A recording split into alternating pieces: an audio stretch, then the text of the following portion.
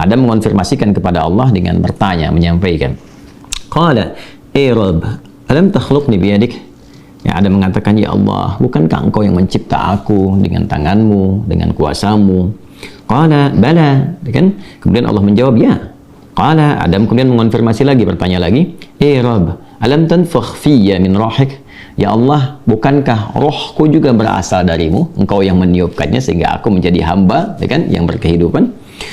Qala, Allah menjawab, bala, ya tentu saja Adam. Ya, qala, Adam kemudian berkata lagi, Rabb, alam tuskinni jannatak? Ya Allah, bukankah engkau yang menempatkan aku dalam surgamu? Kan? Kemudian qala, Allah Subhanahu wa taala menjawab, bala, ya tentu saja. Ya, qala, kemudian Adam mengonfirmasi kembali, bertanya lagi, Rabb, ya Allah, alam tasbiq rahmatuk ghadabak? Ya Allah, bukankah rahmatmu senantiasa mendahului amarahmu? Masya Allah. Qala, Allah menjawab, bala, ya tentu saja. Qala, maka disinilah Adam mulai menyampaikan substansi permohonannya. Ini penting sekali untuk kita mendapatkan satu rasa tertinggi yang menuntun kita bagaimana cara memohon kepada Allah.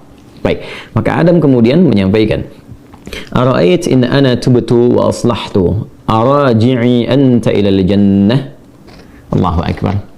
Ya Allah, ya Allah, bagaimanakah putusanmu, ya kan? Jika sungguh aku sekarang ingin memperbaiki diri, bertobat. In ana tubtu, jika aku benar-benar ingin bertobat, memperbaiki diri, kembali pada jalan kebaikan. Kemudian wa aslahtu, lalu setelah aku bertobat itu aku menata sisa hidupku untuk memperbaiki diri sehingga lebih baik daripada hari-hari sebelumnya, kegiatan sebelumnya, aktivitas dan perilaku sebelumnya. Arji anta ilal jannah, apakah engkau pun akan mengembalikan aku ke surga? Baik. Qala, Allah menjawab, na'am. Ya, ya tentu saja, kata Allah. Lalu kemudian di sini qala fa huwa qauluhu fatalaqa Adamu min rabbih kalimat. Maka inilah esensi dari firman Allah Subhanahu wa taala di ayat ke-37 di surah kedua Al-Baqarah. Apa yang ingin disampaikan oleh Ibnu Abbas radhiyallahu taala anhuma di riwayat ini? Nah, di riwayat ini ada dua poin yang sangat penting teman-teman sekalian, yang penting sekali untuk kita garis bawahi dan menjadi pedoman bagaimana cara kita bertobat dan memperbaiki diri.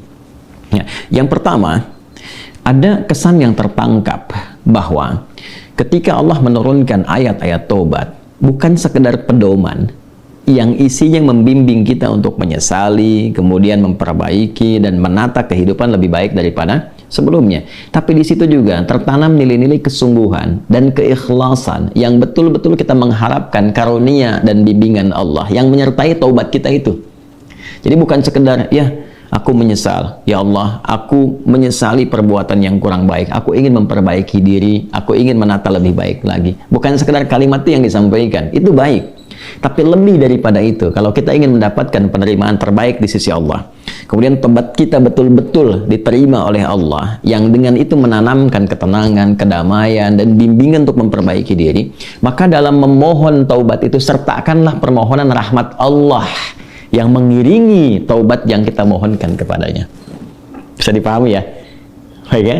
Ya, rasakan keinginan untuk memohon rahmat Allah. Ini diantara isyarat kalimat-kalimat tadi. Ya, sesungguhnya Adam tidak perlu mengkonfirmasi tentang pertanyaan-pertanyaan, ya Allah, bukankah engkau yang menciptakan aku? Ya Allah, bukankah engkau yang meniupkan rohmu juga kepadaku sehingga aku hidup saat ini? Bukankah engkau yang menempatkan aku di surga? Gitu kan? Dan sebagainya. Nah, kalimat-kalimat itu akan sering kita dapati begitu kita melihat ayat-ayat dalam Al-Quran tentang permohonan doa, baik itu terkait dengan doa biasa, apalagi terkait dengan permohonan taubat.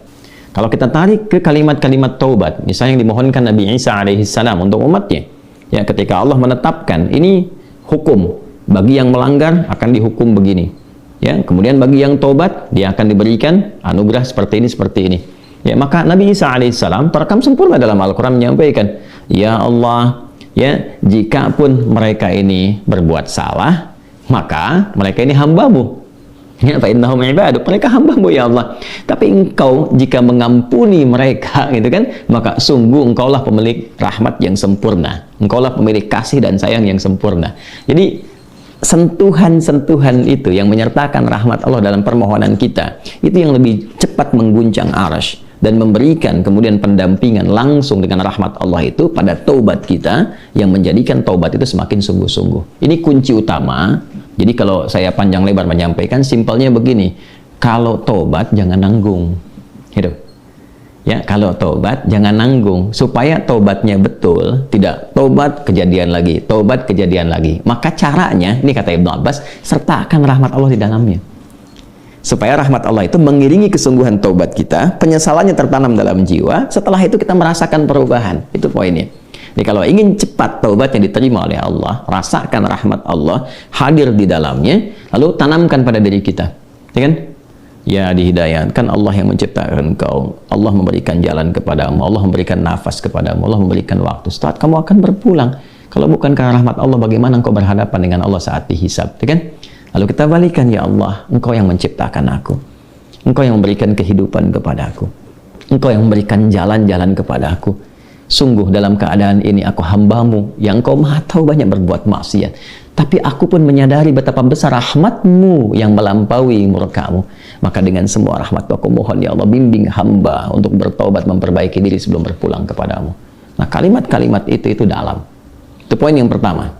Ya? Jadi singkatnya itu, jika ingin bertobat, jangan nanggung, sertakan rahmat Allah di dalamnya, sehingga membuat kita lebih serius dan lebih kemudian merasa ya dalam jiwa kita untuk kembali kepada Allah. Yang kedua, ada poin anugerah. Ya, orang-orang yang tobatnya serius, yang benar untuk memperbaiki diri, bukan sekedar formalitas dia bertobat ya dengan istighfar misalnya, walaupun di situ pasti ada jalan kebaikan. Nah, orang-orang kembali yang berusaha dengan serius tobat, dia memperbaiki diri, maka di situ mendapat jaminan dari Allah Subhanahu wa taala. Lewat dialog ini, Allah bukan hanya akan membimbing ia untuk memperbaiki dirinya lebih baik dari sebelumnya, lebih tenang, lebih damai, lebih nyaman. Jadi ingat ya, taubat itu hal yang pertama Allah berikan, itu bukan materi dunia dulu. Bukan kedudukannya langsung naik, begitu tidak. Ya, bukan materi bertambah langsung kaya, bukan ilmu langsung banyak, tidak. Yang diberikan kelapangan dulu.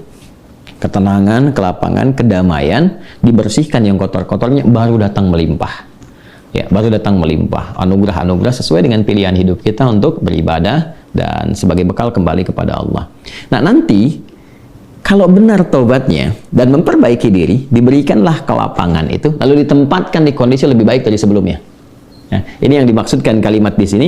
Ya, ara'aitin ana tubtu wa aslahtu arajin anta ilal jannah. Ya Allah, jika memang aku betul-betul bertobat, betul-betul memperbaiki diri, menata jalan hidup, apakah engkau akan mengembalikan aku ke surga? Ya, maka apa yang dijawab oleh Allah? Ya, na'am, ya tentu saja, kamu akan dikembalikan. Tapi perhatikan cara Allah mengembalikannya. Ditempatkan di surga yang lebih baik dari surga pendahuluan sebagai tempat belajar sebelum turun ke bumi. Silakan perhatikan. Bukankah di surga saat Adam belum turun ke bumi hanya untuk berlatih materi sebelum turun, ya apa yang harus kerjakan, harus tinggalkan, bukankah di dalamnya ada ujian? Ya kan? Silahkan makan minum tapi jangan dekati yang ini, jauhi ini, lakukan ini, ya kan? Perintah dan larangan. Tapi surga yang akan ditempati saat kita kembali kepada Allah, bagaimana wujudnya, bagaimana sifatnya? Allahu Akbar, jannatun na'im, semuanya kenikmatan, nggak ada larangan lagi, nggak ada perintah lagi, semua tinggal nikmat saja. Berbeda dengan sifat yang pertama. Ya, artinya apa? Di sini diberikan kesan kepada kita, orang-orang yang bisa memperbaiki dirinya, selain hidupnya lebih damai, lebih tenang, lebih nikmat dibandingkan saat ia larut dalam maksiat. Anda punya harta, ya dihasilkan dari harta yang haram, yang riba, yang korupsi, yang menipu dan sebagainya. Lalu sadar, ya dari judi dan macam-macam, sadar tuh. Lalu ditaubati tuh. Begitu tobatnya benar dan memperbaiki diri, awal-awal itu nggak mudah karena harus melepaskan kebiasaan, melepaskan gaya. Gaya kan bandingannya dengan tekanan kan? F berbanding lurus dengan P kan? Ya, gaya berbanding lurus dengan tekanan kan? Artinya semakin gaya, banyak gaya semakin tertekan kan? Ya. Nah, ketika itu dilepaskan, tekanan kan tinggi juga. Ya, tapi apa yang terjadi? Balasannya ketenangan setelah itu. Kedamaian. Setelah tenang, damai dibalik sama Allah tuh. Dibalik, diperbaiki hidupnya, lebih enak lagi, lebih menikmati kehidupan, lebih berkah, lebih tenang, gak dikejar apa-apa. Yang paling menarik, pulangnya pun disambut. Allah perintahkan pada malaikat, sambut dia. Dari mulai sakaratul mautnya. Langsung disambut dengan kalimat-kalimat ketenangan. Ya ayyatuhan nafsul mutmainnah, hei jiwa yang tenang, irji'i ila rabbika radiyatan mardiyah, cepat balik kepada Rabbmu. Ya kan? Kembali kepada Tuhanmu dengan keadaan yang nyaman. Aku ridha dengan amalmu, engkau pun ridha dengan pemberianku. Kemudian apa? Fadkhuli fi ibadi wadkhuli jannati. Masuk dalam golongan hamba aku siapkan surga untukmu. Nah, surga yang diinformasikan dalam sakaratul mautnya, aku siapkan surga untukmu, itu lebih indah, lebih baik dari semua kemewahan yang pernah ia rasakan di dunia, dan itu nggak ada bandingannya, walaupun setetes. Walau setetes. Itu poinnya. Jadi bertobat itu mesti punya motivasi. Ya, jadi kalau nggak ada motivasi, sulit kita melakukan itu. Motivasi terbaiknya adalah, nih, mau sampai kapan larut dalam maksiat? Bagaimana kalau sedang bermaksiat itu wafat?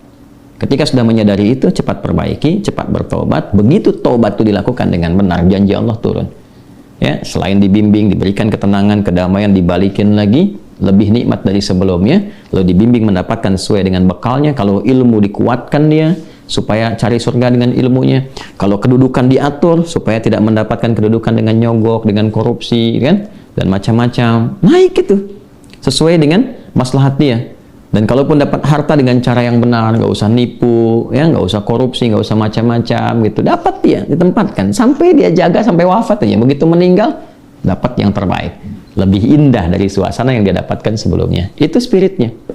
Ya, itu yang tadi saya katakan, menjadikan Allah sangat mencintai orang yang selalu berusaha menata dirinya lebih baik. Bertobat terus, tobat lisan, tobat pandangan, tobat pendengaran, sampai tobat kaki. Sampai dia merasakan perubahan dari semua organ tubuhnya. Tobat mata, dia berlatih. Jangan dikira kalau tobat itu, fungsi mata itu akan selesai dengan memandang saja. Tidak. Tantangannya ada. Nah, nanti keberhasilan taubatnya itu diukur dengan ketika memandang yang tidak diinginkan oleh imannya, dia bisa elakkan pandangan. Itulah ghadul basar. Ya, telinga juga begitu. Kalau sudah nanti cukup bagus, terlatih dengan taubatnya, dia akan hanya gunakan refleks pendengaran untuk yang baik saja, sampai ke ujung kaki. Demikian. Nah, itu kalau sudah ada ciri seperti itu, sikapnya berubah, ini tanda pertama bahwa taubatnya diterima oleh Allah Subhanahu wa Ta'ala.